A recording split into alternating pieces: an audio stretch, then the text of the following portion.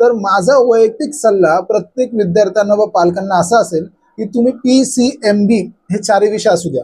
त्याचं कारण सांगतो. पहिलं कारण म्हणजे आजकालच्या विद्यार्थ्यांचे स्वभाव लक्षात घ्या. ह्या विद्यार्थ्यांचे स्वभाव इतके चंचल आहेत की कधी ते काय करतात की घडी त्यांना इंजिनिअरिंगला जायचं असेल, घडी त्यांना मेडिकलला जायचंय, घडीत हे करायचंय, घडीत ते करायचंय. म्हणजे असे भरपूर सारे विषय हे त्यांच्या डोक्यात आहेत. म्हणून PCMB ग्रुप असला की त्यांना भविष्यात काही करता येईल. दुसरं ऑप्शन म्हणजे दुसरं कारण खूप अतिशय मजेदार आहे की त्यांना असं वाटतं की मी बायोलॉजी सोडलं किंवा मॅथ्स सोडलं तर मला अभ्यासाला जास्त टाइम मिळेल. हा त्यांचा भ्रम डोक्यात आहे. तर हा भ्रम मी सांगू इच्छितो की हा डोक्यातून काढून टाका. ह्याचं कारण असं आहे की तुम्ही बायोलॉजी सोडा किंवा मॅथ्स सोडा, त्याच्याऐवजी तुम्हाला जॉग्राफी घ्यावं लागेल, IT घ्यावं लागेल किंवा कुठली तरी एक भाषा किंवा काहीतरी तुम्हाला घ्यावंच लागेल.